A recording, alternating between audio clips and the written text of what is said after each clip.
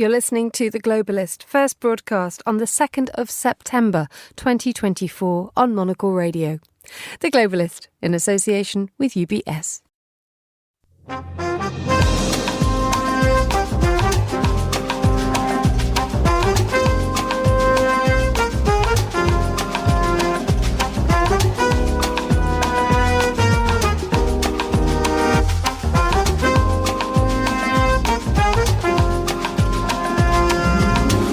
Live from London, this is The Globalist with me, Emma Nelson. A very warm welcome to today's programme. Coming up, confusion as both Israel and Hamas blame each other for the deaths of 6 hostages in Gaza. Tens of thousands of protesters have taken to the streets in Israel and a general strike has been called. We'll examine the consequences. Also coming up, the far right becomes the biggest party in a state election in Germany for the first time since the Nazi era. We'll examine what the country's political landscape looks like now. We'll hear the latest on Canada's journey towards the polling stations.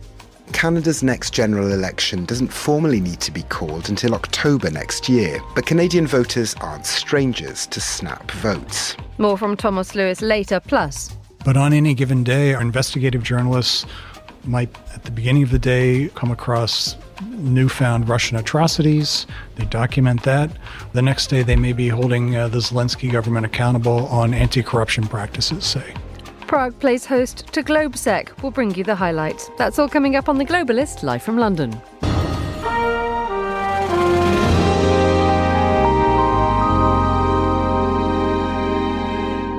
First, a look at what else is happening in today's news. Emmanuel Macron will meet his predecessors and 2 senior politicians tipped as candidates to become the next Prime Minister later today, as the French president is close to announcing a new government leader. Almost 50 people have been injured after Russian missiles struck a shopping mall and events complex in Ukraine's northeastern city of Kharkiv.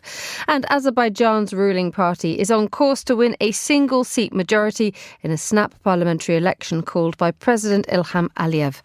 Stay tuned to Monocle Radio throughout the day for more on these stories. But first, late last week, the leader of Canada's opposition Conservative Party, Pierre Poilievre, called for an early snap general election ahead of Parliament's return after the summer break on the 16th of September. The call is another recent point of pressure for Canada's Prime Minister Justin Trudeau, whose current term must end in October next year. Monocle's correspondent in Toronto, Thomas Lewis, sent us this report.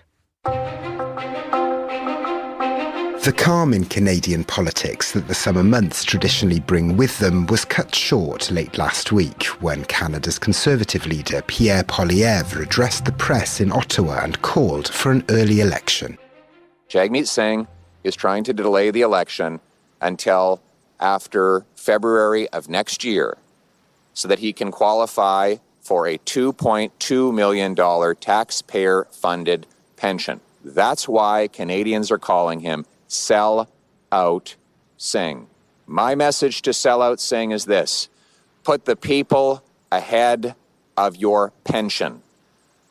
Break the costly coalition with Trudeau to trigger a carbon tax election where Canadians can choose between the costly coalition of the NDP Liberals that tax your food, punish your work, take your money, double your housing cost, and unleash crime and chaos in your community, or common sense Conservatives who will axe the tax, build the homes, fix the budget, and stop the crime. Canada's next general election doesn't formally need to be called until October next year, but Canadian voters aren't strangers to snap votes. Back in 2021, Prime Minister Justin Trudeau called an early election in an attempt to capitalise on his ascendant approval ratings at the time, which came in response to his government's initial handling of the coronavirus pandemic.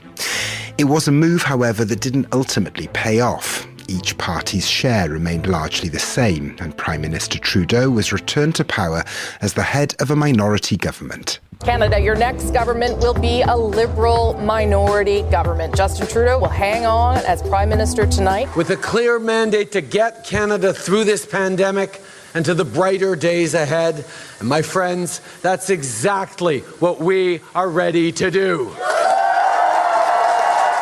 So to ease the work of his government's business during a third term in office, Prime Minister Trudeau formed a cooperation agreement with Jagmeet Singh, leader of the left-leaning New Democratic Party, known as the NDP. My friends, I want you to know that our fight will continue. We are never going to give up fighting for you and your families. As we have done in the pandemic, as we showed you in this campaign, we will continue to make sure you are first, your families are taken care of, that your needs are met. That's what New Democrats are all about. And it's that agreement that the Conservative Party is targeting now in its bid to trigger an early election, which is a vote that opinion polls have consistently suggested for at least the past year it would win. Poilievre's accusation is that the NDP is propping up a government that is failing Canadians, and that the NDP itself is in a position of power as a governing coalition partner that Canadians didn't vote for. The NDP is the third largest national party in Canada's parliament. But if the NDP withdraws from that agreement, an election would need to be called. So that we can replace their costly incompetence with our common sense. And the result will be a country where hard work again earns a powerful paycheck and pension that buys affordable food, gas, and homes in safe neighborhoods under a proud Canadian flag in the country we know and love, Canada. But the move seems unlikely to succeed, right now at least. Recent opinion polling hasn't painted a particularly rosy picture of the NDP's own electoral prospects either, which would make triggering an early vote a counterintuitive political move on its part. What this early election call does, however, whether it's met or not, is to continue the pressure on the government. Only last week, Prime Minister Trudeau reformed elements of Canada's famously open immigration system, following calls to do so from within his own party. Canada's population reached a record high last year, climbing to more than 40 million people back in 2023. This, according to some, has contributed to a deep housing squeeze in cities and towns right across the country, which is a top issue for many voters, according to recent opinion polling. But whether there is in fact anything the Prime Minister or his government can do to buck the fall in their support in the country, talk of the Prime Minister's own future is already simmering in parts of the Canadian press.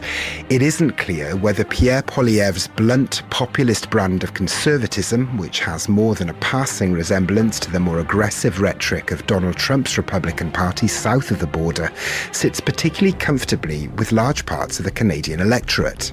Whatever the outcome of this latest salvo from Canada's opposition party towards the government, an unpredictable period in Canadian politics appears to be underway. For Monocle in Toronto, I'm Thomas Lewis.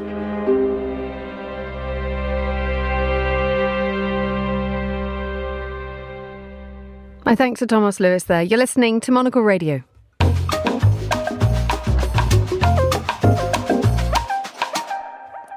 Tens of thousands of protesters in Israel have demanded that a deal is agreed to release hostages still held in Gaza after the bodies of 6 were recovered. One of the country's most powerful unions has announced a general strike today to put pressure on the Israeli government. But the Israeli Prime Minister said the deaths of the hostages showed Hamas didn't want a deal. Hamas denies killing them. Well, to tell us more, I'm joined now by Leila Malana Allen, who's Monocle's Middle East correspondent. A very good morning to you, Leila. Morning. And there is still a significant amount of confusion, isn't there, with both Israel and Hamas blaming each other for the deaths of these 6 people? There is. So what appears to have happened, 6 hostages, their bodies were found this weekend in the tunnels underneath Gaza. One of them, of course, was Hersh Goldberg-Polin, who's one of the most famous hostages. He was a young man whose arm was blown off during the attack. He was at the Nova Music Festival, and there are images of him. Grenades were thrown into a small shelter that he and his friends went into by Hamas militants. They managed to throw out lots of the grenades, but some of them did go off, and those who weren't killed were kidnapped. Amazingly, there was then news that Hersh had survived. He's American Israeli. He's from California. So his mother has gone to the UN, his mother Rachel. She's made speeches all over the world. She's been making speeches on the Gaza border, yelling out to Hersh, saying, we're here for you. We're still waiting for you. We're still looking. Very sadly, his body, along with these 5 others, was found this weekend. Several of those hostages were young as well, which has also broken people's hearts. Now, What the IDF who found the bodies say is that each hostage was found with bullet wounds, and they were all dead. Hamas says that they were killed by Israeli shelling of Gaza. Previously, multiple hostages have been killed by shelling of Gaza. It's incredibly difficult to know unless the Israeli government makes the bodies available for a post-mortem publicly, which is incredibly unlikely, both given their attitude and also the importance in Jewish tradition of preserving the body intact for burial. The interesting thing was that these 6 hostages their names were actually part of the negotiations in last month in Qatar, insofar as they were actually known to be alive. They were known to be part of any potential ceasefire deal. So what's been the reaction to their deaths, given the fact that they came so close to coming out alive? Really just devastation. People in Israel and around the world who've been following the hostage crisis are absolutely devastated about this. As I say, several of the people were quite sort of well-known faces in the hostage crisis. There are posters across Israel of these people's faces. Several of them were also peace activists, including Hirsch. And that's one of the things that a lot of the activists who are angry about Prime Minister Benjamin Netanyahu's attitude to the negotiations keep saying is that a lot of these people from the kibbutzes on the Gaza border, a lot of these people who came from the capital were peace activists who wanted peace. And, that's the opposite has happened in the last year with so many deaths. Now, there are some who believe that, Hamas cannot be negotiated with, and this is proof that they can't. If Hamas did execute these people, the likelihood is that it was a rogue action because they have been cared for and fed and looked after for the last 11 months in attempts to negotiate. So it seems very odd they would be killed right now. But a lot of people who are now in the streets protesting against the Israeli government feel that this is the result of a lack of being willing to prioritize making a deal to get the hostages home over Benjamin Netanyahu wanting to continue this war in Gaza. Let's talk a little bit more about this reaction, because we saw protests of tens of thousands of people on the streets in Israel yesterday, and we now have a general strike being called. We do, and this isn't new. I mean, the first piece of context to give is that this was happening last summer, before October 7th happened. There was a huge upswell against Benjamin Netanyahu and the right-wing coalition that he had assembled after the election. A huge amount of Israel's kind of more secular population decided that they didn't like the way the government was going. They didn't like the support for things like increased settlements in the West Bank. So they were all out in the streets, and there was a particular issue about trying to change the constitution so that the government essentially could push laws through. So the bodies that are protesting had kind of already been created. Of course, on October 7th, everyone came together. There was, kind of national unity in the suffering of what happened with those horrific terrorist attacks. But in recent months, much of that anger has started again. And now these 6 hostages have really become a symbol for that movement who wants the deal to be prioritized, who wants a ceasefire above all else because they feel the hostages matter more than anything else. That has now become their standard to bear. And with a general strike being launched this week, the entire kind of working community of Israel is getting involved in this. It does seem that the government now is under intense pressure to try and reach a ceasefire by the end of the week. There are rumors coming out that supposedly at the beginning of the war, Hamas offered to hand back the hostages if Israel didn't invade Gaza on the ground, and that several times over the last few months, they've actually agreed to some of the terms, but Israel is maintaining that it wants to keep IDF troops in, which is one of the main sticking points. So it does seem that they're now under enormous pressure to prioritize getting the rest of the hostages out under any terms. However, the Israeli government's reaction to this proposed strike is that later on this morning, in about an hour or so, the government is going to try and file an injunction to stop the strike from going on. It is. The Israeli government's attitude to all of these protests has largely been to ignore them. And it's very uncomfortable because there are many people out in the streets who just want peace, who don't want the war to happen. But many of these people are the parents and families of these hostages, which the government says that it's prioritized. And so it's really not a good look publicly to be ignoring them and their supporters. Now, essentially, what seems to be happening is that Netanyahu and his allies have decided they've gone so far, they've done so much in terms of Gaza, in terms of what they're doing on the northern border with Lebanon as well, that they're simply not going to turn back. They're not going to let anything stop them. And if that means trying to use their own courts to stop the people in Israel, citizens, from standing up and saying what they like, then they'll try that too. This push to try and get something organised or to get some sort of ceasefire to be discussed at least by the end of the week.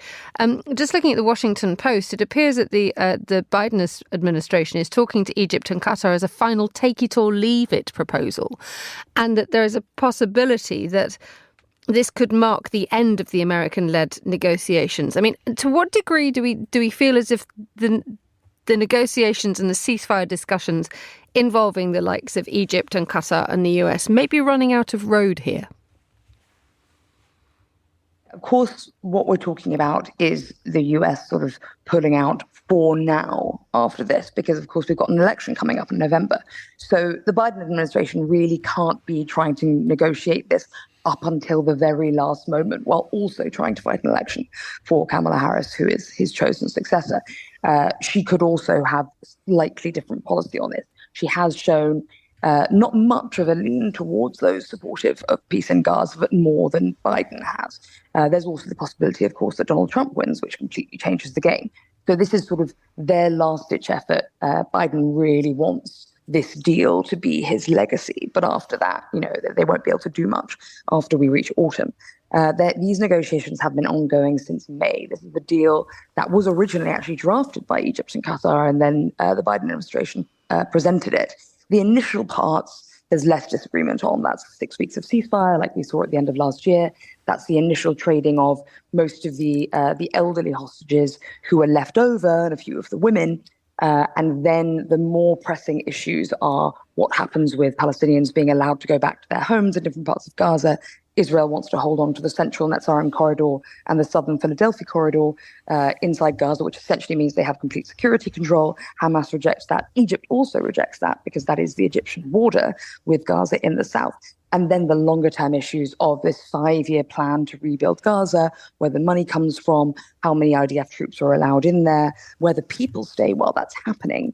All of those issues have been incredibly hard to hash out. So it doesn't seem that likely that they're going to find a long-term deal, but perhaps all this pressure will allow at least an immediate deal for a ceasefire for a few weeks. And the pressure is coming from all sides. I mean, from the global reaction to the deaths of the 6 hostages was astonishing. You saw world leaders all coming together condemning their deaths. But also, you mentioned a moment ago the Philadelphia corridor, which is it's a huge problem when it comes to the negotiations for the Gaza ceasefire. But what's happening now is we're having relatives of those who died this week. I think we had Carmel Gat's cousin, Carmel Gat being one of the women who was one of the hostages found dead this weekend, has said he said he's condemned Benjamin Netanyahu's insistence on an Israeli presence in the Philadelphia corridor, which is, if I'm right in thinking, is the border between Israel and Egypt. We also have the defence minister, Yoav Gallant, calling on the government to reverse its presence in the Philadelphia corridor. I mean, is this something that could actually change, given the amount of pressure that Netanyahu and his government are currently under? At some point, the government is going to crumble.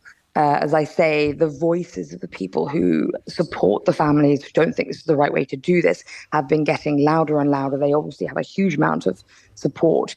It's difficult to describe when you haven't been there just quite the level of emotional engagement from the entire Israeli population in these hostages. There are posters of every single hostage's face across all the major cities and towns in Israel.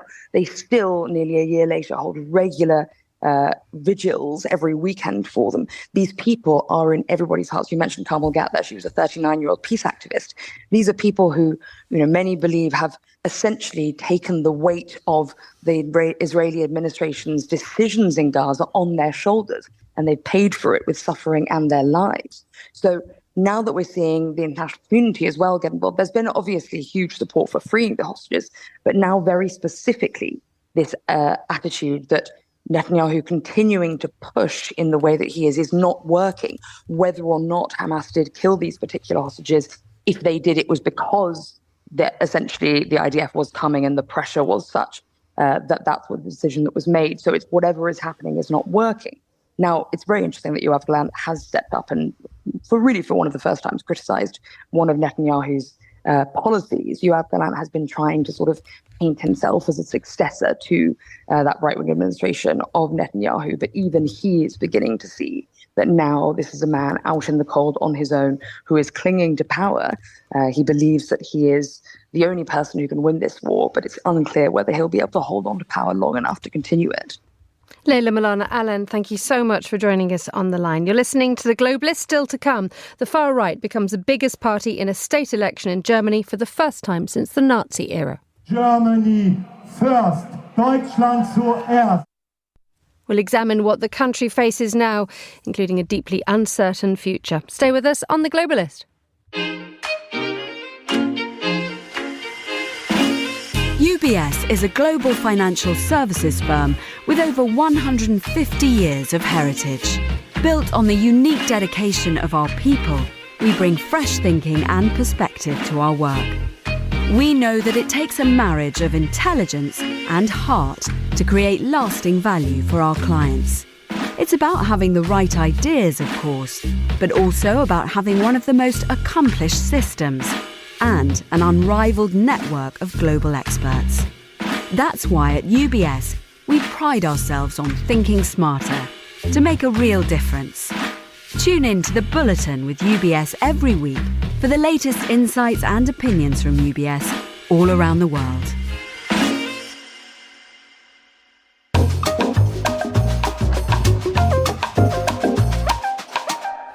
Time here in London is 7:21 a.m. Let's have a look at today's newspapers. I'm delighted to say that joining me in the studio is the journalist Robin Brandt, also the BBC's former China correspondent. Good morning, Robin. How's life in the Brandt world? Good, perky. Summer's over. We're striving on to autumn. I'm glad someone's feeling that way. I'm feeling the exact opposite. Right, cheer us up with some disastrous news from the newspapers, please, Robin. Well, there is a corker at the end on sleep and the fact that you don't need it, but we'll get to that in a minute. I mean, first I wanted to look at events in Bangladesh. They're actually coming via Tribune out of Pakistan. And this involves doctors on strike. The reason it caught my attention is because Bangladesh is a huge country, 170 million people facing myriad medical challenges and problems. And yet doctors there are on strike across both the private hospital network and also those in the public sector. And this is all about attacks on some doctors at the Dhaka Medical College Hospital. That is the country's biggest hospital. And the doctors are very concerned about their safety as they go about literally trying to do their jobs. And so they have walked out. And this is affecting medical provision on the front line in every hospital in every area of the country, across a vast country, as I said, 170 million people. It relates to the death of a demonstrator who was caught up in some of the demonstrations over the reforms of Sheikh Hasina, demonstrations that led to their downfall.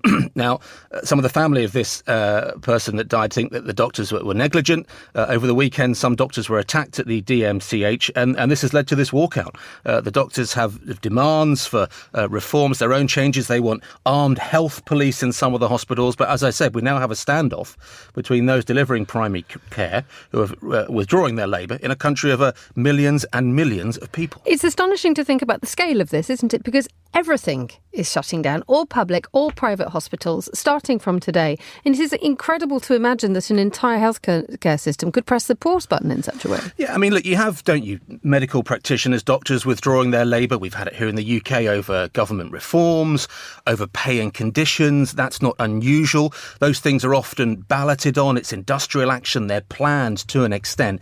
This is the withdrawal of labour across the whole health system in a vast country in a matter of hours after these violent confrontations. So, I just thought the scale of it was staggering. And how long this thing could continue could have long-term effects, not just in Bangladesh, but in the neighbours as well. Because if you destabilise a country's healthcare system, that's going to have long-term effects. Yeah, and, this isn't just about emergency primary care, as you say. It's about the other kind of provision for healthcare. And as you say, a knock-on effect possibly across that whole kind of region. But it's the scale of it that really caught my attention. Let's move on to a story that you spotted in the Financial Times, that the Chinese are enjoying a record high when it comes to exporting steel, not least because they're not actually using so much themselves. No, and it's interesting you should choose that word. I mean, enjoying. Stories of of a huge scale, an increase in the scale of Chinese steel production, are not new. In my time living and reporting from China, it was not infrequent that we were reporting on a huge ramping up of production of steel within China and exports of excess steel, dumping, as others call it, to markets both in the European Union and in the United States. And now it looks like China's domestic steel production is going to top 100 million tons in the coming year. And much of that steel is not being used in China because the demand is just not there. And so it's going abroad. It's coming to the European Union. It's going to the United States. And both governments and producers there see a repeat of a tactic that's been used in the past, which is a kind of command-led stimulation of China's economy because it's struggling, because it in particular is dealing with an imploding kind of domestic residential real estate market. And yet the government still wants the factories to produce the jobs, an attempt to stimulate the economy again. The demand for the steel is not there domestically, and so it goes abroad. And as I said, governments and producers in the European Union and abroad see a threat to their business, a threat to their livelihoods. Indeed. I mean, they're trying to protect domestic production when you have a flood of cheap Chinese imports is a perpetual problem for the world. So what can be done here? I mean, you can increase tariffs, but will that help at all? Well, the Americans are doing exactly that, and we've seen tariffs on Chinese steel going into the US tripled in the last year. I mean, the tactic is a familiar one, as you've said. We've seen this on kind of finished products as well. Solar panels, the price of which has gone through the floor, which is good for many consumers. But if you're trying to produce those kind of products on your own in the EU or the US, then you see these Chinese tactics as very hostile. We're seeing it as well with electric vehicles. You just had reporting from Canada, and the Canadian government is looking to increase the tariffs that it puts on Chinese EVs coming into the Canadian market. Now, the answer is to try and convince the Chinese not to do it. But frankly, that has borne little fruit in the past. Yeah, we wish people the best of luck with that one. Let's move to a really good investigation by the New York Times. That brilliant moment when someone goes off, well, I think there's about 3 or 4 people who've gone off and done some excellent journalism and some, that thing where you take time to carry out an investigation. And the report is quite an alarming tale of how psychiatric hospitals in the United States are holding people against their will in order to get the insurance payout. Yeah, and firstly, on the scale of the investigation, I mean, the New York Times is an organisation that has lots of money and it has the time to invest in this kind of journalism. And it's spoken to around 50 former staff or executives who have worked at or are working at Acadia. Now, Acadia is one of the leading providers of psychiatric healthcare in the United States. And yet the New York Times reports, and I'm quoting here, that some of these facilities are luring patients in and keeping them against their will when treatment is just simply not needed. Now, the claims are that in up to 12 of the 19 states in the US where Acadia has facilities, there are some allegations, the Times says, of unlawful acts. And as you said, this isn't holding people because of bureaucratic ambiguity or loopholes in the law. The New York Times claims that what's driving Acadia's decisions is money, is to increase revenue. And it looks at some cases where people have gone in to seek immediate psychiatric healthcare, and they've ended up being in there for a week or 2 when it says, based on its reporting, based on its research, that care, that provision was just simply not needed. I mean, the accounts of certain examples of how Acadia was treating people. I mean, you have one woman who's turned up for therapy and ends up being admitted. Then you had, the New York Times is reporting that Acadia dispatched teams to overwhelmed emergency rooms to help them determine whether patients needed to be hospitalised.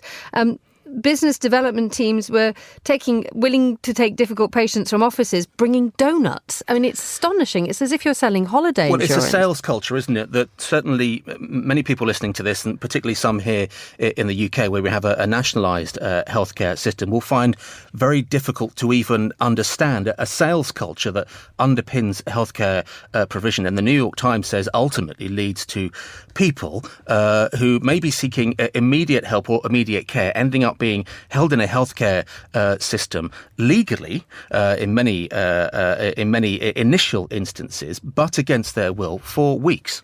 Right. Thank you. Let's move on to a story in the South China Morning Post. There's a reason why I sounded a little bit startled there, because if you're to open up the article in the South China Morning Post, and I do advise you do, the headline that you need to look up is True Master. Japan man sleeps 30 minutes a day for 12 years to double life. Entrepreneur says he's trained his mind and body so he never feels tired. Swears by coffee and sports to stay alert. Well, I swear by coffee and sports, but I'm exhausted. So what is he doing right that I'm doing wrong? I mean, look, I picked this in my attentive curation last night, but I'm calling this out. I just don't buy this, frankly. But nonetheless, the True Master is Daisuke Hori. He's only 40, although given he sleeps half an hour a day, he probably must think he's about, 287, because that's the kind of equivalent of the years he's probably got under his belt. He claims he's trained his body, his brain. He, quote, never feels tired. And the answer, apparently, over a very long period of time, a 12-year period, is to turn to sports, physical activity. Coffee does feature. I'll say again, coffee does feature. And yet he has managed to get his need for sleep down to 40 minutes a day. There are a couple of pictures of him in the newspaper piece, one looking incredibly healthy, another one looking slightly more industrious. But this is a man who's also one of the founders of the Japan's Short Sleep Association.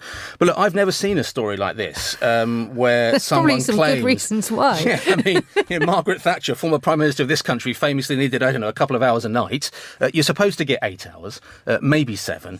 I need my 8 hours, particularly as the years progress, to function well. But he reckons he can get down to 40 minutes, and I just thought it was just staggering. I mean, presumably it just can't last. Well, no, I mean, quite a lot of people are saying he's a true master of time management. I want to learn how to sleep less and work more efficiently. Goodness me, that's a goal in life, isn't it? But then someone else is saying, if the brain can stay awake, the heart won't be able to handle it.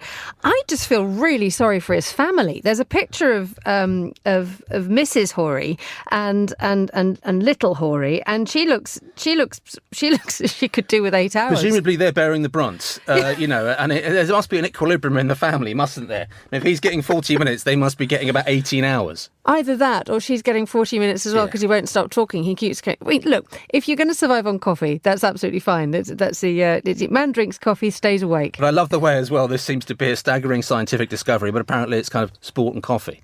Robin Brandt, thank you so much for joining us in the studio. The time here in London is 7:32. You're listening to The Globalist with me, Emma Nelson. A quick look at what we're keeping an eye on today. The French President Emmanuel Macron will meet his predecessors and 2 senior politicians tipped as candidates to become the next Prime Minister later today. The French President is close to announcing a new government leader. Monsieur Macron will receive former President Socialist François Hollande and the right-wing Nicolas Sarkozy, as well as Bernard Cazeneuve, a former member of the Socialist Party. Monsieur Macron has been under pressure to end weeks of political deadlock after he called a snap election that delivered a hung parliament. Almost 50 people have been injured after Russian missiles struck a shopping mall and events complex in Ukraine's northeastern city of Kharkiv. Earlier yesterday, Russia claimed Kyiv had launched one of the biggest drone attacks against it since the full-scale war began, targeting power plants and an oil refinery. And Azerbaijan's ruling party is on course to win a single-seat majority. It follows a snap parliamentary election called by the president Ilham Aliyev. And those are the headlines on Monocle Radio.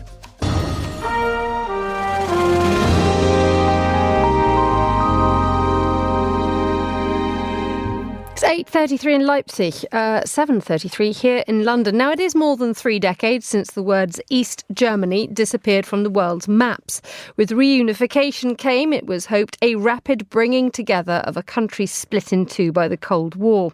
Well, if yesterday's elections in 2 states, which once were part of East Germany, were anything to go by, the schisms are deeper than ever because the anti-immigration Alternative für Deutschland is celebrating an historic success, winning almost a third of the vote in the state of Thuringia. The AfD came a close second in the weekend's other big state election in the neighbouring state of Saxony.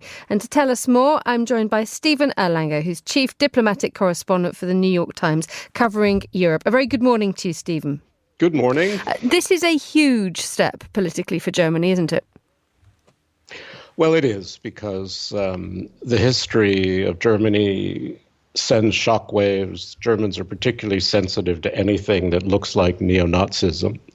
And the AfD in Thuringia is led by Björn Höcke, who plays with Nazi language and is considered a neo-Nazi. Now, there is a cordon sanitaire around the AfD. It won't be part of any ruling coalition, but it has won an extraordinary amount of the vote, more than 32%. And that may give it a blocking majority inside Parliament on certain appointments. So it is important, and it came really close to winning Saxony also. So the AfD isn't going away. It does appeal more to the East. It's probably twice as popular or more in the East than in Western Germany, which is, of course, much larger. So one can exaggerate the importance of this, but there's no question there are people in the East who are very angry, who don't like the coalition government in Berlin, who are anxious about migration, anxious about pensions, and frankly, given East Germany's occupation by the Soviet Union, it's a place that has a lot of sympathy toward the Russian narrative, particularly on Ukraine. It's very worried about somehow Germany getting involved with the war. So if you combine the AfD's vote with another kind of extreme party that comes out of the left, run by Sarah Wagenknecht, sort of it's a party around herself, you get a sizable proportion of population in both states that are really, really, really unhappy with Germany's position in the world. It's an incredible sort of Venn diagram that you've just described there of sort of a nostalgia for Moscow combined with a dissatisfaction with the state of things and a natural suspicion of the coalition in the western part of the country. But those things happen in different places, and it doesn't lead to the success or victory for a party led by a man who is repeatedly hauled up in court for using Nazi slogans. Well, that's absolutely true. I mean, part of it is just protest, right? Part of it is putting up two fingers because the point of the AfD really is it wants to take Germany out of the West. The AfD, which began as a professor's party that hated the euro, was kind of taken over by far right, many of whom are extremists, who believe that the German elite, as they see it, is more interested in saving the world than worrying about Germans. So they're very much against migration. They think Angela Merkel's willingness to take in all these Syrian and Afghan migrants in 2015 was a terrible mistake, even though many of them didn't come to East Germany. Crime has gone up. Their schools have been overwhelmed a bit by migrant children and from Ukraine as well. So there's a kind of a backlash against the thousands of Ukrainians who've fled Ukraine given the war and come to Germany. So there's this great desire among a number of people to say to Berlin, hey, wake up, we're not happy. We're particularly not happy with what is in Berlin, basically a center-left government. Tell us a little bit more about what happens next now, because you talked about the cordon sanitaire, which is this firewall that means that the AfD are sort of incapable of governing because they are being stopped by other parties. But if you look at Deutsche Welle this morning, the top line from the AfD is, we have a clear mandate to govern. Well, they have a mandate to have a voice, which is true. I mean, this is a really interesting debate all over Europe. When you look at the Netherlands and what happened with Geert Wilders, you look at Italy, what happened with Maloney, you look at Britain with the Farage party. I mean, there are questions, a big debate about whether you celebrate democracy by making these parties complicit in government and making them responsible, or whether you keep this cordon sanitaire. Now, in Germany, given its history and given the way the AfD talks, it's deliberate toying with Nazi language, I think the Cordon Sanitaire will stay. But that may mean that more people in Germany vote for the AfD because they're angry about being shut out of politics. So this is a big debate, which is particularly neuralgic in Germany, much more than in any other European country, it seems to me. Stephen Erlanger, thank you so much for joining us on Monocle Radio. You're listening to The Globalist with me, Emma Nelson.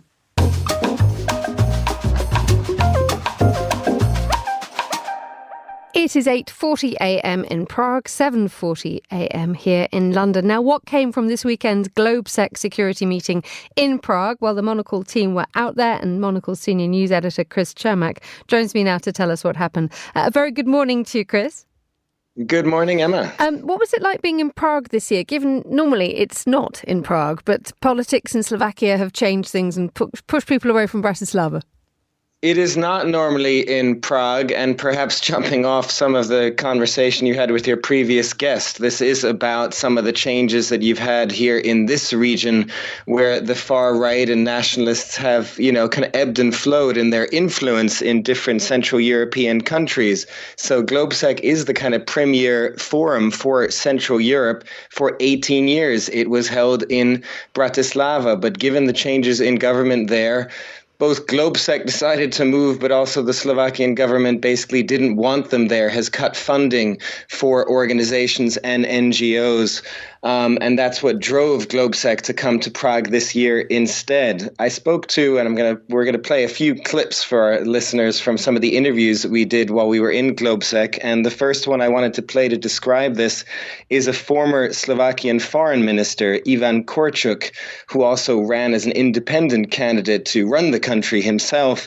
And he talked to me about what kind of GlobeSec has meant to Bratislava and the awkwardness of seeing it in Prague this year. It means a lot, and it meant a lot for Bratislava over the last 18 years. I've attended, by the way, all of them.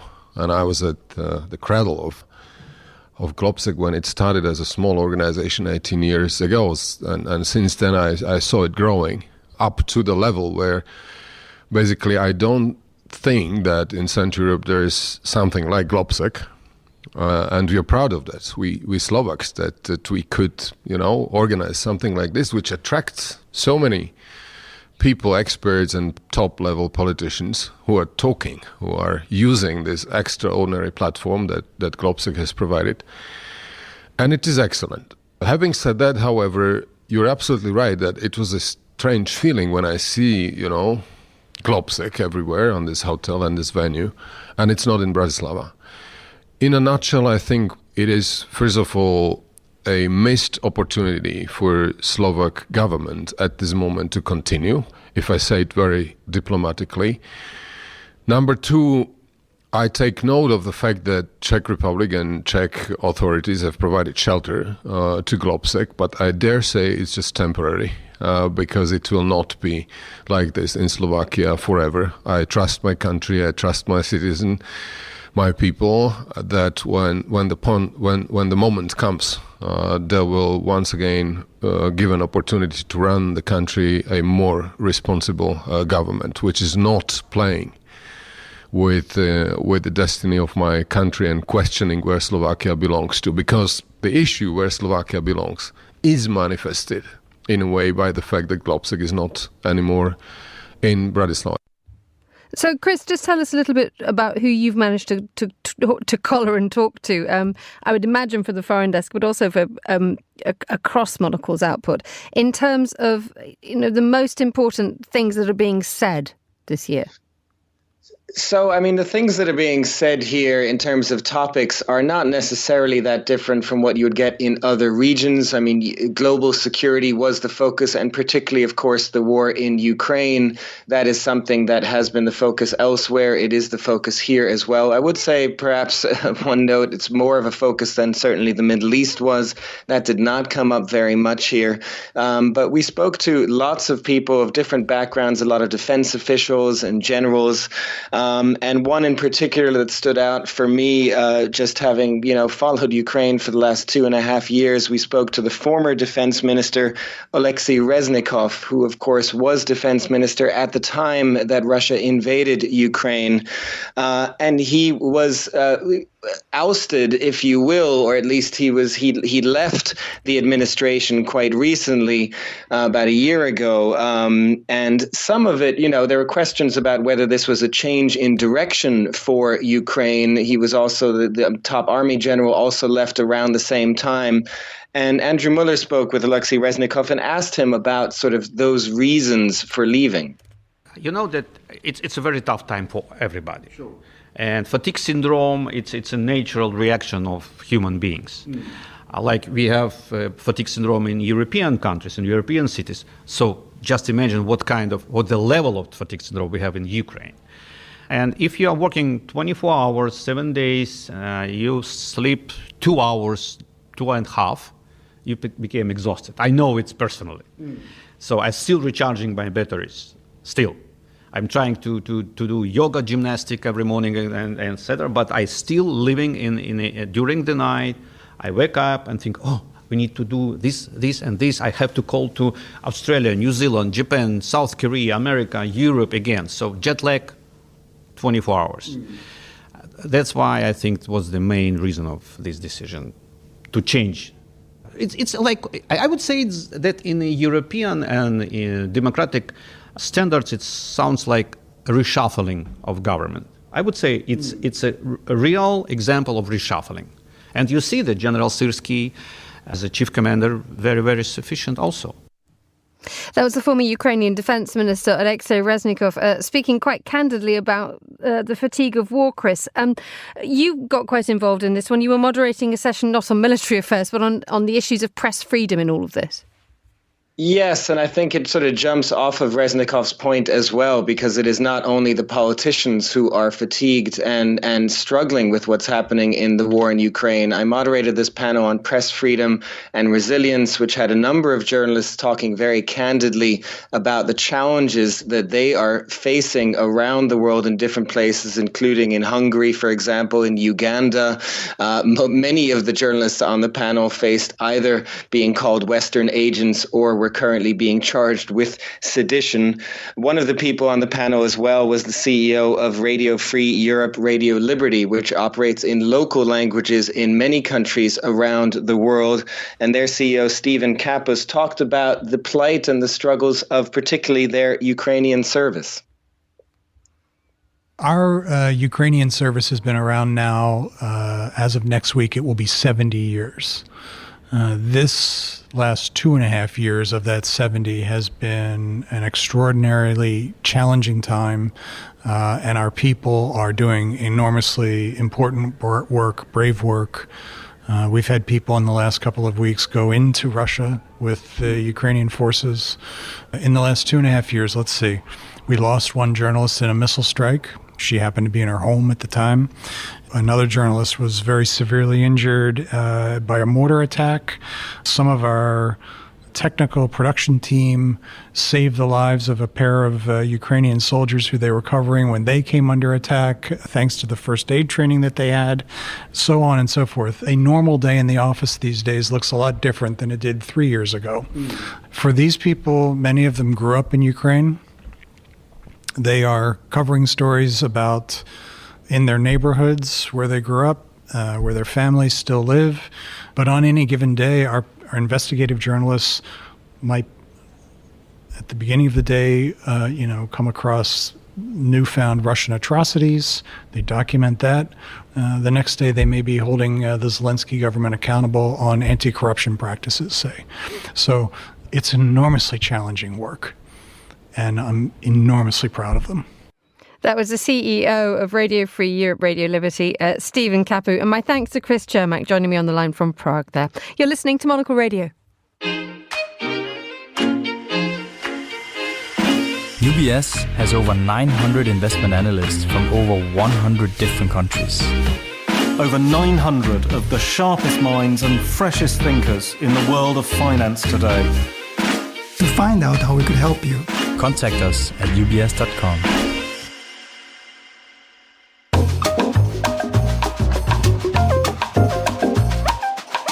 7:49 here in London. Let's enjoy a quick update from the world of urbanism. Jessica Bridger is Monocle's contributing editor and an urbanism consultant who joins us from Langkawi in Malaysia. A very good afternoon to you, Jessica. Good morning, Emma. Good to have you with us. Glad to join you guys. Delight all round. Let's talk about urbanism in Africa. We have the Africa Urban Forum taking place in Ethiopia. What are the priorities? That's happening this week. It's very interesting. It's the first Africa Urban Forum, and it was convened following the UN Habitat New Urban Agenda. And the goal of that is sustainable and livable approaches to urbanization, and led by national level government and international cooperation. So this is the first time the continents had a chance to get together and really discuss this in a way that has big goals. And those goals are really important because urbanization rates in Africa are really high at 3.5% average annual growth over the past 20 years. I mean, given the ambition of this and the scale of what we're talking about here, how do they even begin to address any of the issues? So by convening something like this, which is across the continent, the idea is bringing everybody together to discuss this and to pick up international precedents, across Africa and from beyond, to kind of get all of high quality information, looking at processes and trying to guide just and equitable, urbanization, and to create knowledge sharing across the continent and beyond, to try to look at something that I think was well expressed in the concept note for the entire conference, which was African cities and towns will be built one way or another in the next 3 decades. How they are built will determine the prospects for the continent and the viability of global sustainability efforts for the remainder of the century. And that is a fundamental statement. Currently, Africa has 1.5 billion people. The forecast is for 2.5 billion by 2050. So what Africa does will support sustainability and livability, not only in each country on the continent, across the continent, but also in the world as a whole. Finally, let's touch on a problem that Bali in Indonesia has. It is a worldwide celebrated destination for tourists, and like so many places which are loved worldwide, there are too many tourists. Yes, so everybody loves Bali, and the government understands that and sympathizes with that, and tourist industry is a big deal there. But they had 2.9 million visitors in the first half of this year. The island as a whole has a population of 4.4 million, of which 200,000 are foreigners. And this influx of foreign influence is being seen as negative in part.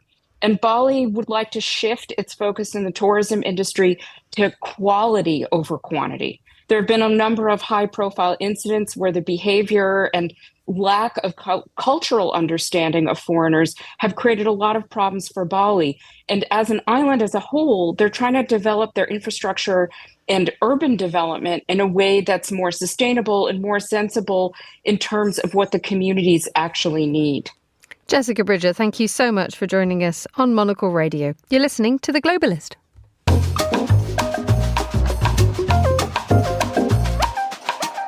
Finally, let's head to Amsterdam, where Fashion Week is in full swing. I'm delighted to say that joining me from there is Samantha Tse, who's writer, editor and consultant. A very warm welcome back to you, Samantha. How are things?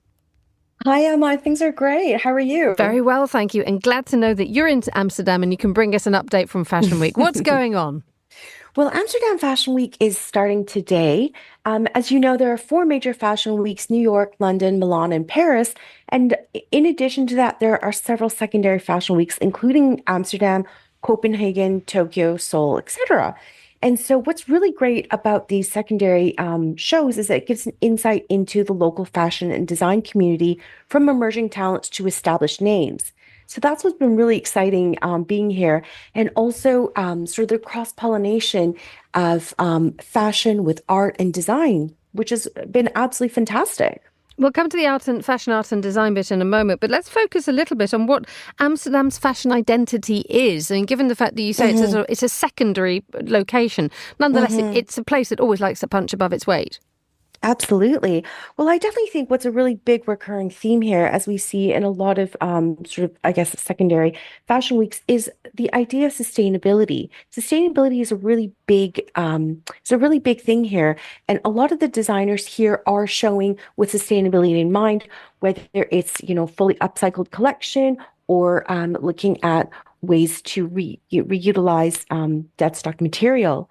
Hyundai, which is the South Korean car brand, is actually is the car sponsor for Amsterdam Fashion Week and is sponsoring one of the shows for designer Martin, who will be presenting a fully upcycled collection outside the Conscious Hotel Wester Park, which is an eco hotel that was built in 2018. So I think that's really cool, that sponsorships that are aligned with a sustainability message is also coming in to give so much weight behind a designer that is showing a fully upcycled collection. It's an interesting thing that every year the same question is asked of Amsterdam's Fashion Week, is when will it actually make its mark and when will it arrive? Is there a sense that is happening this year, that we're making steps towards it?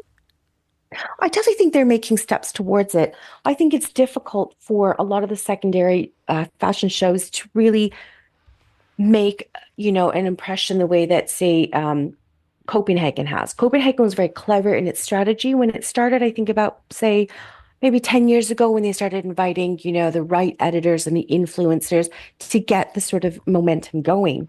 I think Amsterdam is definitely on its way. It's got a little ways to go, but it's definitely on its way. Tell us a little bit more about this idea that you mentioned a moment ago about bringing in design as well. Right.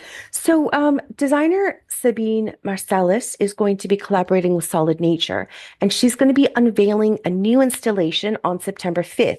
It's called the Vondel Fountain Stacked. And Sabine is really great because I think she's actually the perfect person to bridge the two. Sabine is a Rotterdam-based designer, but she is also... what's really great is she's participated in London Design Festival. She's staged installations at the Vitra Design Museum in Germany, but she's also worked with some major fashion brands, including Fendi, Isabel Marant, Stella McCartney, and Celine, as well as, Hem, Establish & Sons, and other brands. So what I think is really great is that she's going to be working with Solid Nature, and she's actually going to be reusing materials that were a part of an installation that Solid Nature did that won an award at last year's Salone. And she's going to be building this incredible fountain in Vondel Park, which is kind of similar to Bryant Park in New York. So it's sort of dedicated to fashion.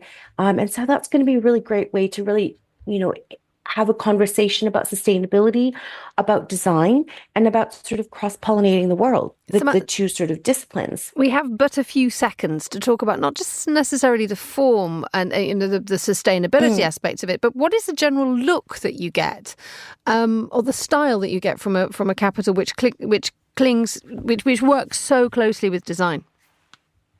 I think what you get is there's definitely a sense, not specifically about, Sabine's installation, but I think in general, I think the city is a very eclectic city.